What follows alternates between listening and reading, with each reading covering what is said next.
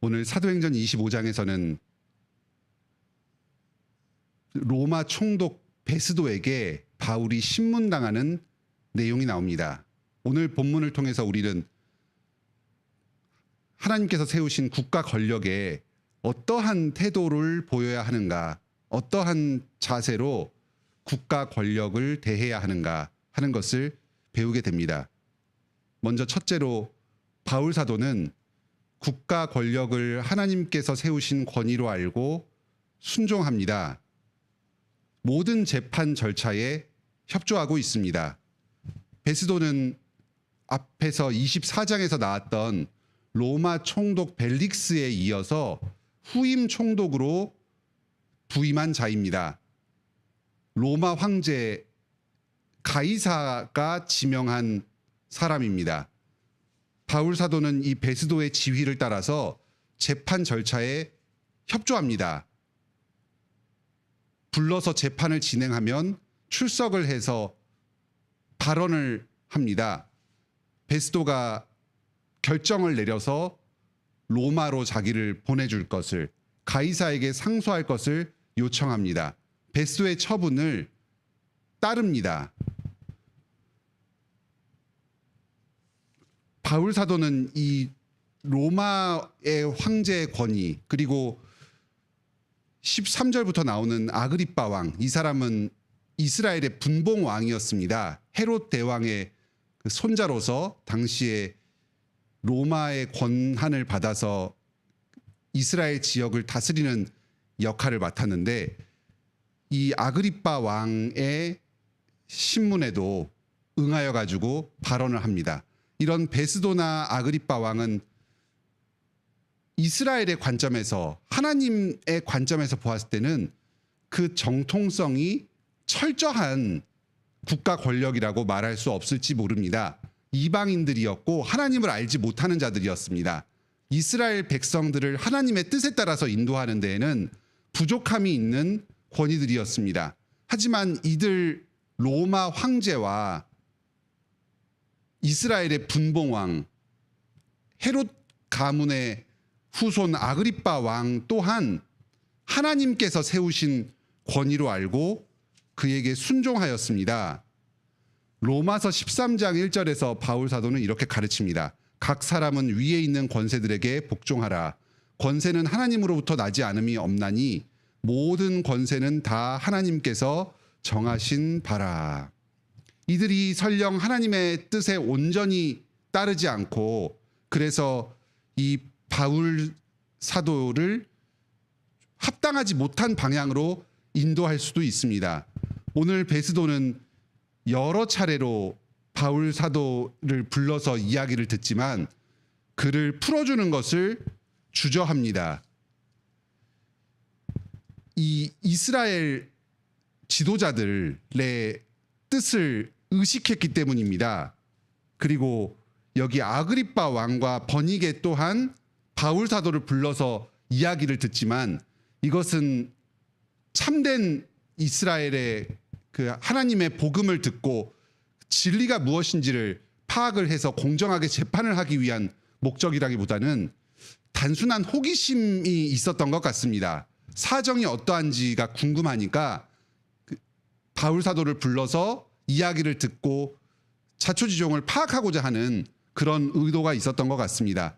또 혹시는 24장에서 벨릭스가 24장 26절에 바울에게서 돈을 받을까 바라는 고로 바울이 가지고 있던 거액의 구제 헌금 중에 일부를 뇌물로 혹시 받을 수 있을까 기대하는 마음에 바울 사도를 자주 불러서 이야기를 나눴던 것처럼, 이 베스도와 아그리빠 왕과 버니게 또한 그 심정으로 겉으로는 내세우지 않지만 혹시 바울이 자기들에게 뇌물을 좀 주지는 않을까 기대하는 마음이 있었을지 모릅니다. 이 바울이 가지고 있던 돈은 개인의 돈은 아니고 헌금이었고, 아마 2해를 지나는 동안에 자기의 동료들과 제자들을 통해서 그 예루살렘 교회에 전부 집행을 했을 것으로 짐작이 됩니다. 지금 당장 예루살렘 교회가 곤궁함에 빠져 있는데 뭐 2해 동안이나 그것의 집행을 미루고 있었을 까닭이 없습니다. 하지만 이 베스도와 아그리빠 왕은 그러한 사정을 다 알지 못한 채로 떠도는 소문을 듣고 혹시는 바울로부터 뇌물을 받을지 기대하는 마음이 있었을지 모르겠습니다. 그래서 자주 불러서 바울의 이야기를 듣고 바울을 호의적으로 대하는 태도를 보입니다. 여러 가지 이런 부족들과 한계들이 있었지만 바울은 어쨌든 이 권위를, 총독의 권위, 또 황제의 권위, 로마 법의 권위, 아그리빠 왕의 권위를 하나님께서 세우신 권위로 알고 존중하면서 적극적으로 협조합니다. 두 번째로 바울 사도는 권위에 복종하는 차원에서 자신의 주장을 당당하게 말합니다. 우리가 보통 권위에 복종한다고 할 때 위에 있는 상급자의 말에 무조건적으로 덮어놓고 순응하는 것을 생각할지 모릅니다. 권위자가 이렇게 말했으니까 나는 그냥 그 처분에 순순하게 따른다, 이렇게 생각할 수도 있습니다. 하지만 바울은 적극적으로 자기의 주장을 펼칩니다. 당당하게 펼칩니다. 10절, 11절에 바울이 베스도의 신문에 응해서 자기의 주장을 펼치는 내용이 나옵니다. 여기서 바울은 베스도에게 여러 가지 점들을 이야기합니다. 먼저 바울은 진실을 말합니다. 실제로 있었던 일이 무엇인지를 소상하게 밝혀줍니다. 나는 죄를 범한 것이 하나도 없다. 다만 그리스도의 부활의 도를 전하였을 뿐이다. 저들은 나에게 죄악된 범죄 행위를 하나도 찾을 수 없었다. 종교적인 가르침의 차이를 두고 저들이 나를 미워하는 것이고, 그래서 그 사람들은 자기를 처벌하려고 하지만 법에 따라서 저촉될 일은 하나도 없다. 진리를 말합니다. 둘째로 바울은 로마 법의 규정이 어떠한지를 말합니다. 로마 시민으로서 자기는 항소할 수 있는 권한이 있다.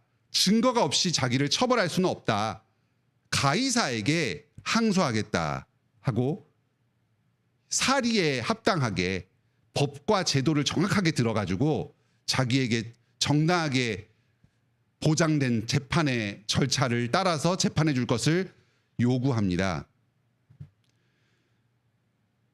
다음으로 바울은 자기에게 맡겨진 사명에 충실해서 자기를 대우해 줄 것을 이야기합니다. 하나님께서 자기에게 맡겨주신 사명이 있습니다. 예루살렘에서와 같이 로마에서도 복음을 전함이 합당하다. 예수님께서 자기에게 명령을 주셨습니다. 그러니까 자기는 이 명령에 따라서 담대하게 처분을 해줄 것을 요구합니다. 이곳 예루살렘에서 재판당하고 죽음을 맞이할 수도 있었습니다. 가이사랴가 아니라 예루살렘으로 자기를 인도해 줄 것을 요구할 수도 있었습니다. 로마로 가서 항소를 해서 가이사에게 재판을 받을 것을 요구할 수도 있었습니다. 이 로마법의 제도 안에서 여러 가지 선택의 가능성들이 있었습니다. 그 중에서 어떤 것을 요구할 것인가? 사명의 관점에서 답을 합니다. 예루살렘에서 복음 전하는 것이 자기에 맡겨진 사명이라면 예루살렘으로 이동해서 재판을 받겠다고 했을 것입니다. 로마로 압송되어서 그곳에서 복음 전하는 것이 자기의 사명이었다면 가이사에게 상소해서 로마에 가서 재판을 받겠다고 할 것입니다. 우리가 이런 법과 제도에 따라서 어떤 처분을 당하는 경우가 있습니다. 그럴 때 그냥 덮어놓고 위에서 해주는 대로, 결정해주는 대로 따르겠다. 이런 것은 권위에 복종하는 참된 태도가 아닙니다. 진실을 말해야 합니다. 법과 제도가 명확하게 어떠한 규정을 따르고 있는지를 상급자가 잘 모르는 경우에는 그 규정을 따져서 제대로 판단할 수 있도록 설명을 해주기도 해야 됩니다. 또 여러 가지의 결정 가능성이 있다면 나의 사명에 가장 합당한 방향으로 결정을 내려달라고 정당하게 요구할 수 있어야 합니다. 셋째로, 이러한 바울의 여러 발언에 따라서 베스도는 바울의 유리한 방향으로 결정을 내립니다.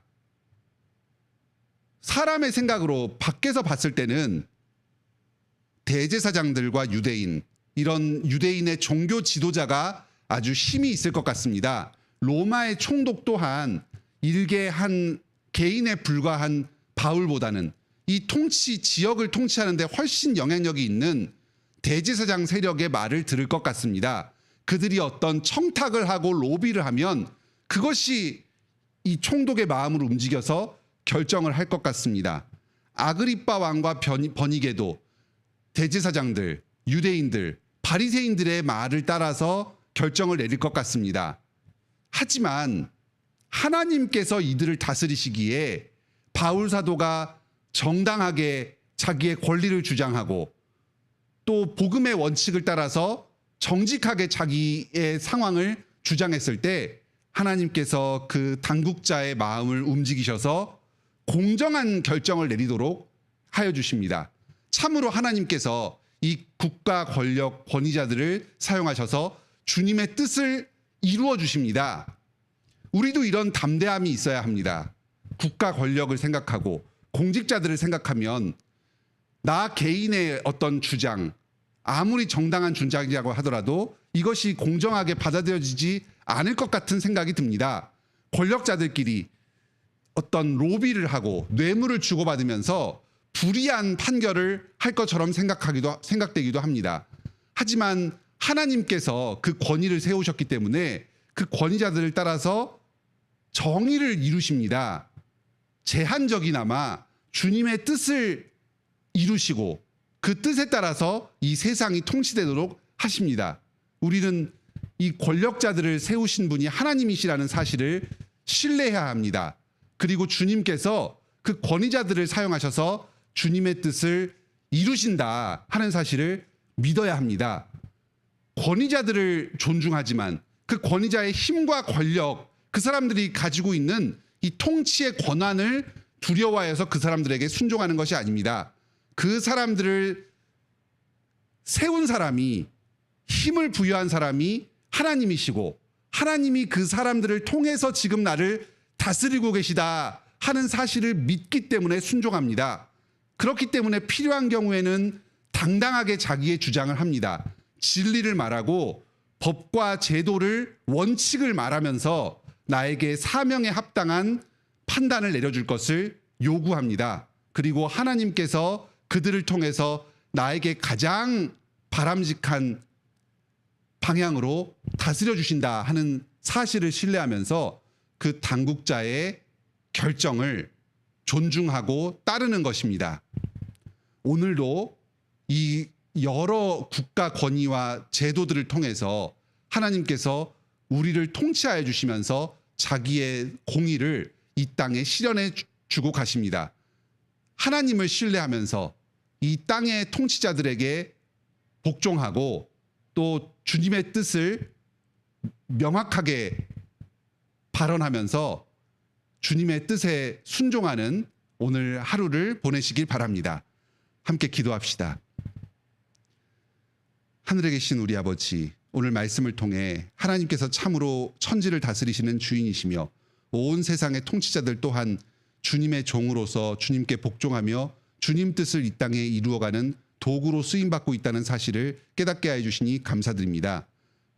이 땅에서 저희가 세상의 불의한 권력들의 피해를 당하고 세상의 여러 악들이 우리를 함부로 할 것처럼 생각되기도 합니다. 하지만 주님께서는 이 국가와 법과 제도를 세우셔서 우리를 보호하시며 주님의 뜻을 이루어 가십니다. 우리가 이 주님의 통치를 신뢰하면서 법과 제도에 순종하게 하여 주시옵소서. 무조건적으로 따르는 것이 아니라 진리를 말함으로 주님의 뜻이 우리에게 실현되도록 당당하게 요구할 수 있는 용기를 허락하여 주시옵소서. 그리고 권위자들이 처분을 할 때에 그것이 하나님의 뜻에 합당한 것으로 신뢰하면서 복종하며 나아가게 하여 주시옵소서.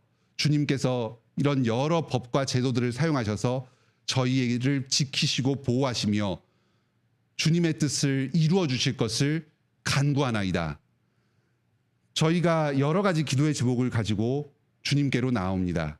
특히 지금 여러 재판이나 소송, 어떤 행정적인 절차에 매여 있는 성도들이 있습니다. 과정을 진행하고 있는데 이것들이 참 저희의 뜻과 다르게 진행되는 사람들이 있습니다. 주님께서 저희를 불쌍히 여겨주시고 개입하여 주시옵소서. 저희가 주님의 뜻에 합당하게 사실의 주장을 제도에 따라서 당당하게 주장할 때에 그 당국자들의 마음을 움직여 주셔서 주님의 뜻이 저희에게 실현되도록 결정을 내려주시옵소서. 우리가 이 결정을 주님께서 주신 것으로 알고 순종하면서 나아가게 하여 주시옵소서. 그리고 주님의 복을 누리게 하여 주시옵소서. 이 모든 과정을 통해서 오직 삼위일체 하나님만이 저희들의 영광을 받아 주시옵소서. 오늘도 저희가 주님의 뜻을 합당하게 주님의 나라를 이루며 살아가기를 원합니다. 예수님의 이름으로 기도드립니다. 아멘. 오늘도 은혜로운 기도 시간 되시길 바랍니다.